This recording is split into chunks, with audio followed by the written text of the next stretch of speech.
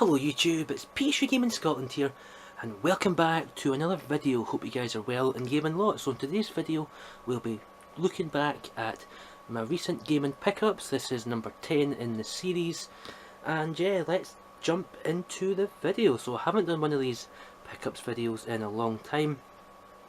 This was really just because it's number 10. I wanted to do something a bit special for the episode, and this is just a collection of things I've got picked up from Christmas time, the January sales, and also my birthday in February. So this is why it's taken a few months to put this video together. But anyway, here are some items that I've picked. Without further ado, let's jump into my gaming pickups for over the last few months, and this is part number 10.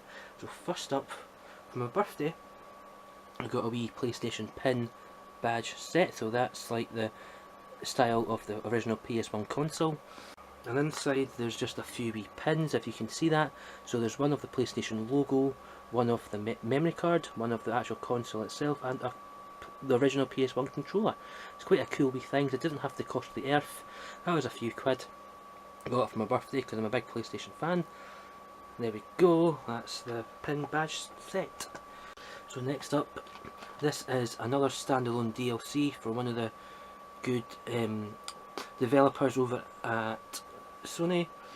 This is from Sucker Punch. This is the second game, well, second DLC that accompanies Infamous Second Son. Now that's Infamous First Light. This character here is one of the characters you meet in the first game, and this is a character that also has superpowers and whatever else, so it's a unique type of game, but it's a really good open world and the colours are really vibrant. I highly recommend you play Infamous Second Son if you haven't done so already, and it's a really easy platinum, and hopefully this one will be as well. Now this game came out in October. There was so much hype for this game, absolutely fantastic. I would say 60 to 80 hour game, and that's Red Dead Redemption 2. Now I had an absolute blast playing this game. I don't think I have done a full review of it on the channel, but anyway, as per the single player game and Metacritic score of 97, that speaks volumes. The single player game is incredible. Personally, I don't think the game needs an online mode at all. It's not very good from what I've heard. I haven't actually played it myself, but if reviews are anything to go by, there's not a lot of content there, and I'm hoping it can become a good place for online play, because I've spent a lot of hours with friends on GTA 5 online. We had an absolute blast playing that game, and hopefully we can jump back on and play this or GTA 5 in the future. You don't know, but at the moment it's not very good from what I've heard from friends. So personally I think the multiplayer's ruined this game, but anyway, that's just my opinion. Let me know yours down below. That was Red Dead Redemption 2. Now another game that came out in September last year was the remaster or remake of the first 3 original Spyro games. Now, people that know me know I'm a massive Crash Bandicoot and Spyro fan, so I could not wait to actually jump back and play this game, or these 3 games. So there's 3 games, over 100 levels to explore, experience epic challenges and re-encounter the fiery personalities, stunning new animations and graphics. I highly recommend you play this game. It's absolutely fantastic, and there's 3 easy platinums to go with it as well. Now next up is a game that I've started, but I'm not currently playing until I finish the next game on this list. But this game is another potential DLC, some people might see it, but it's a sequel to another game from Ubisoft, and that's Far Cry New Dawn. Some people might think it looks like a £40 DLC. I personally thought that at first, but it is a standalone sequel set 17 years after the events of Far Cry 5. I won't spoil Far Cry 5 ending if you haven't played it already, but this is Far Cry New Dawn here. The vibrant colours of the world in the post-apocalyptic setting is one that I'm very intrigued to play, because the previous post-apocalyptic game I've played was Fallout 4. Now that was a good game. I got so far into it, but then just getting killed by really high overpowered enemies, and I think the idea of open world game where you can just go and explore and loot enemies and items and just discover new locations is something that's really good, but the world just felt empty and the colour palette wasn't very pleasing for me personally. But whereas this game does look, well, Far Cry New Dawn looks bright and colourful, and I'm hoping it will be just as good as Far Cry 5. And this game I've been playing for about 6 weeks on and off, and it's absolutely fantastic. Another remake by Capcom, and that's the Resident Evil 2 remake. I'm having a lot of fun with this game. I really enjoy single player story experiences, and Capcom have done an absolute fantastic job at remaking or remastering this game. I'm hoping, as I'm new to the series, that I will eventually get round to playing all the other games in the series, but at the moment I'm having a lot of fun with the single player story.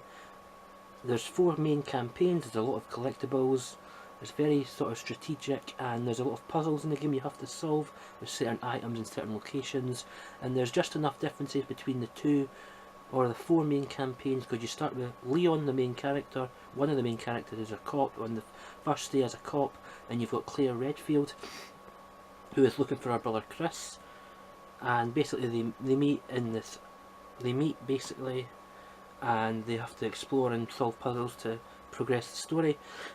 But yes, I highly recommend, if you haven't played Resident Evil 2 yet, I highly recommend you play it. I'm hoping to get the platinum this weekend.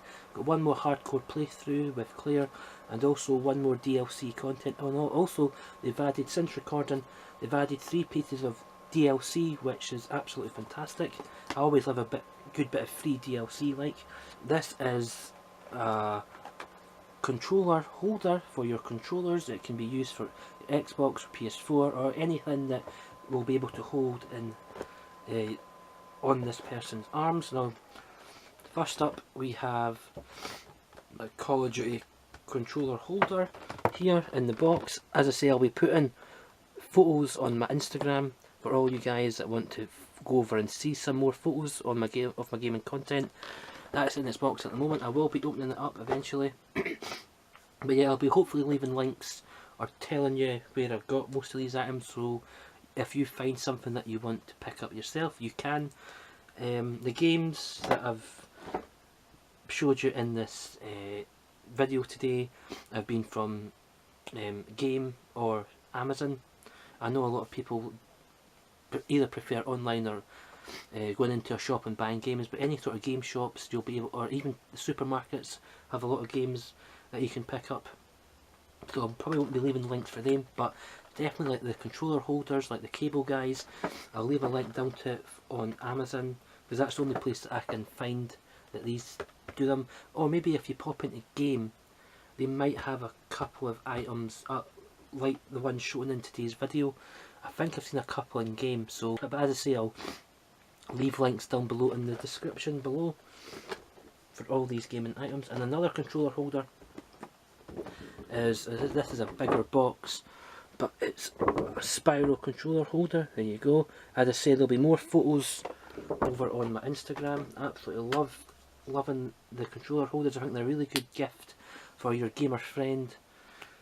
I think they're pretty reasonably priced as well, so it's a win-win. Now finally, for Christmas, I did pick up this remake of the original PS1 console, PlayStation Classic. It does come with 20 games, and it's currently in its box because I am a collector first and foremost, and also a gamer. So if this does come down in price, I might pick up another one to actually give it a shot and to do a review on it eventually. I'm keeping this one in its box because it's sealed in its box and complete in its box as a collector in me. Yeah, so if the price falls enough, which it is currently, so I might pick up another one to actually properly play it and review it eventually on the channel, but that might be in a few months, I don't know.